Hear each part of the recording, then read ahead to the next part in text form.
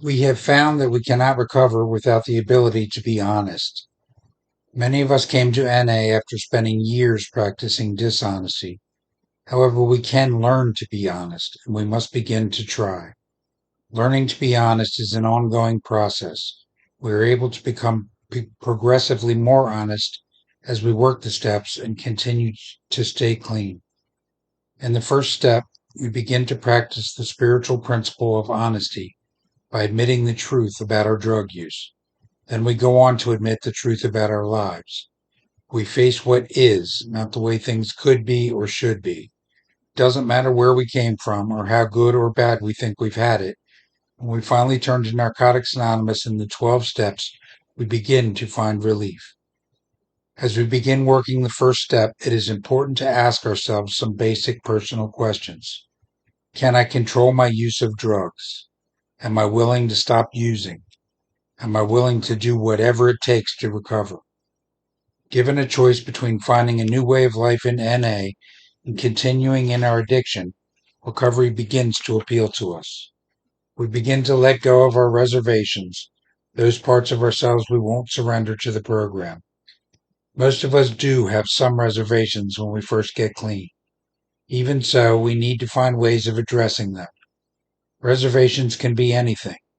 A belief that because we never had a problem with one particular drug, we can still use it, placing a condition on our recovery, such as only staying clean as long as our expectations are met. A belief that we can still be involved with the people associated with their addiction. A belief that we can use again after a certain amount of time clean. A conscious or unconscious decision to work only certain steps. With the help of other recovering addicts, we can find ways to put our reservations behind us. The most important thing for us to know about reservations is that by keeping them, we are reserving a place in our program for relapse. Recovery begins when we start to apply the spiritual principles contained in the 12 steps of NA to all areas of our lives. We realize, however, that we cannot begin this process unless we stop using drugs. Total abstinence from all drugs is the only way we can begin to overcome our addiction.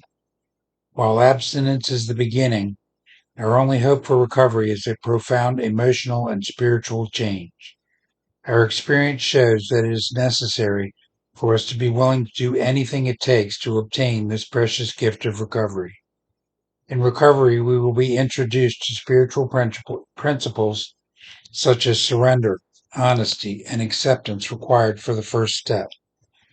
If we faithfully practice these principles, they will transform our perceptions and the way we live our lives. When we first begin to practice these principles, they may seem very unnatural to us. It may take a deliberate effort on our part to make the honest admission called for in step 1. Even though we are admitting our addiction, we may still wonder if this program will really work. Acceptance of our addiction is something that goes beyond our conscious admission. When we accept our addiction, we gain the hope of recovery. We begin to believe on a deep level that we too can recover. We begin to let go of our doubts and truly come to terms with our disease. We become open to change. We surrender. As we work the first step, we find that surrender is not what we thought it was. In the past, we probably thought of surrender as something that only weak and cowardly people did. We saw only two choices: either keep fighting to control our using, or just cave in completely and let our lives fall to pieces.